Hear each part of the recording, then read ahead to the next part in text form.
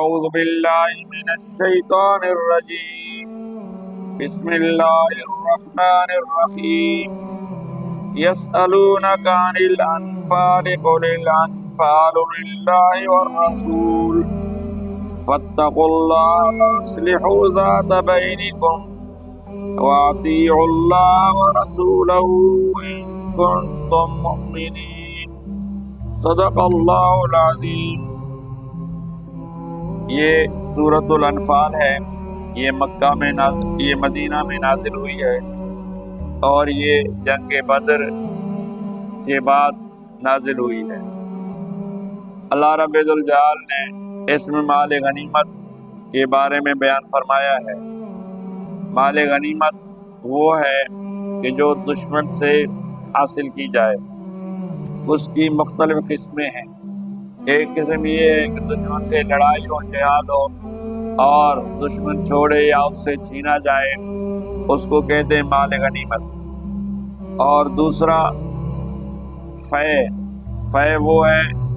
جو دشمن سے معاہدے کے مطابق لیا جائے یا بغیر لڑے وہ چھوڑ کر جائیں، بھاگ جائیں، اور وہ مال فے ہے۔ اور یہ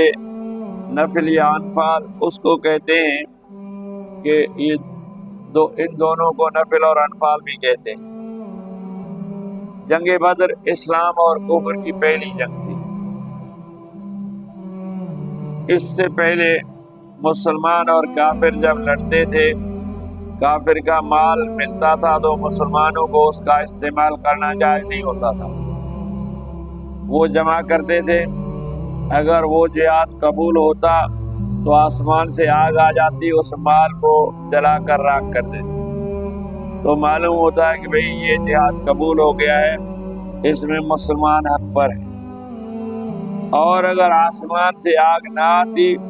مال ویسے ہی پڑی سڑی رہتی، تو معلوم ہوتا کہ یہ جہاد قبول نہیں ہوا، اس میں کوئی کمی کوتاہی رہ گئی ہے، اور جو ہے تو پھر وہ مال بھی مسلمانوں کو استعمال کرنا جائز نہیں تھا، ویسے ہی سڑ کر ضائع ہو کر ختم ہو جاتا تھا۔ لیکن اللہ نے مسلمانوں کے لیے یہ چیز خاص طور پر حلال کر دی کہ دشمن کا مال،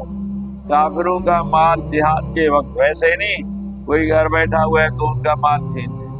جہاد کے بعد جو مال تمہیں ملے یا جو معاہدے پر تمہیں مال ملے وہ تمہارے لیے حلال ہے۔ تو اللہ فرماتے ہیں یسألونک عن الانفال، اے نبی صلی اللہ علیہ وسلم آپ سے انفال کے بارے میں یہ سوال کرتے ہیں، یہ جو مال غنیمت ہے اس کا کیا حکم ہے؟ قل الانفال للہ والرسول، آپ بتا دیجئے کہ انفال جو مال غنیمت ہے وہ اللہ کا ہے، اور اللہ کا رسول جس طرح اسے تقسیم کرے اس کی مرضی ہے۔ فاتقوا اللہ واصلحوا ذات بینکم، تم اللہ سے ڈرو اور اصلاح کرو آپس میں، ایک دوسرے کے درمیان اصلاح اور ہمدردی رکھو۔ جب جنگ بدر اسلام اور کفر کی پہلی جنگ تھی، مسلمانوں کی تعداد 313 بتایا جاتا ہے، کافروں کی تعداد 1050 تھی تقریباً، اور یہ اسلام اور کفر کی پہلی جنگ تھی۔ اس جنگ میں کفار کو شکست ہوئی، 70 کافر قتل ہو گئے اور 70 قیدی ہو گئے، اور بہت سا مال غنیمت انہوں نے چھوڑا اور بھاگ گئے۔ تو مال مسلمانوں کے ہاتھ آیا، تو مسلمانوں میں 3 گروہ تھے۔ ایک گروہ وہ تھا جس نے دشمن کا پیچھا کیا تاکہ واپس نہ آئے، انہیں مارتے ہوئے بھگایا ہے، گرفتار کرتے ہوئے جو ہاتھ لگا گرفتار کیا، جو مار سکے مارا، جس نے مقابلہ کیا باغی بھاگ گئے، ان کے پیچھے لگے۔ ایک گروہ ایسا تھا کہ نبی کے ارد گرد کھڑا رہا، ڈرتا رہا کہ نبی صلی اللہ علیہ وسلم کو کوئی نقصان نہ پہنچے، اور نبی کی حفاظت کرتا رہا۔ تیسرا گروہ وہ تھا کہ جس نے اس مال کو سمیٹا، کافر کے مال کو جمع کیا اور نبی کے حکم سے انہوں نے لا کر یہاں ڈھیر کیا۔ اب جو ہے تو یہاں تینوں کا خیال الگ الگ تھا۔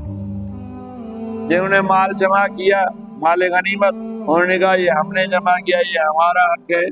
ان کو رسول اللہ ہمارے حوالے کر دیں۔ اب دیکھو صحابہ ہیں اللہ والے، لیکن مال کے معاملے میں ان سے بھی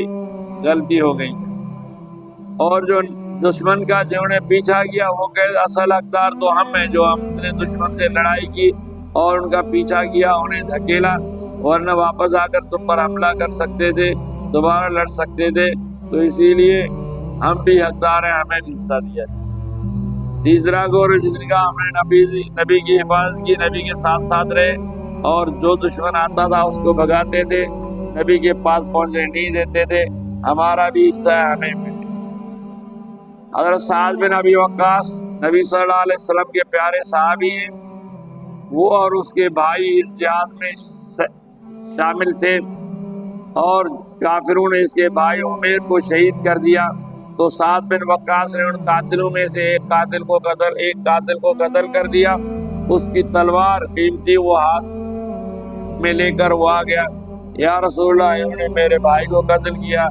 میں نے ان میں سے ایک کو قتل کر کے اس کی یہ تلوار لے لی، اگر آپ مناسب سمجھیں تو یہ تلوار مجھے دیں، یہ میرا حق بنتا ہے، میرے بھائی نے قربانی دی اور میں نے کافر کو مارا، اس سے یہ تلوار حاصل کی میں نے۔ اب نبی نے فرمایا کہ تو اس تلوار کو غنیمت میں جمع کر، کیونکہ اللہ کا حکم ہے یسألونک عن الانفال، اے نبی آپ سے یہ مال غنیمت کے بارے میں پھر آخر کا فیصلہ نبی کے پاس آیا۔ نبی سے انہوں نے پوچھا، اے نبی آپ سے پوچھتے ہیں، قل الانفال للہ ورسول، آپ کہہ دو اصل تو یہ جو مال غنیمت ہے وہ اللہ اور اس کے رسول کا ہے، اور اگر اللہ کا رسول جس کو چاہیں دیں جس کو چاہیں نہ دیں، تم پریشان مت ہو جانا، تم اپنی طرف سے بات مت کرنا۔ تمام صحابہ نے مان لیا، ہم نے اس سے ہاتھ اٹھا لیا، یا رسول آپ تیرا ہے، آپ جانو آپ کا کام ہے۔ تو نبی اکرم صلی اللہ علیہ وسلم نے وہ تلوار اٹھائی کہ جس کے دل میں تمنا تھی مجھے ملے، اور نبی نے اس کو بلا کر وہ تلوار دے دی، تیرے بھائی کو انہوں نے قتل کیا، تو نے ان میں سے یہ تلوار حاصل کی ہے، بھائی کا بدلہ لیا ہے، یہ تلوار تو لے لے، اور باقیوں کو تمام مجاہدین پر نبی نے تقسیم کیا۔ آگے ایک اور آیت آئی ہے، اللہ نے فرمایا وَاعْلَمُوا أَنَّمَا غَنِمْتُم مِّن شَيْءٍ فَأَنَّ لِلَّهِ خُمُسَهُ وَلِلرَّسُولِ وَلِذِي الْقُرْبَىٰ وَالْيَتَامَىٰ وَالْمَسَاكِينِ، تم جان لو بے شک جو تمہیں غنیمت میں چیز ملے تو پھر اس کا طریقہ یہ ہے کہ اس کا 5واں حصہ نبی لے جائے، یہ نبی کا ہے، پھر نبی اس کو اپنے خرچے میں لائے،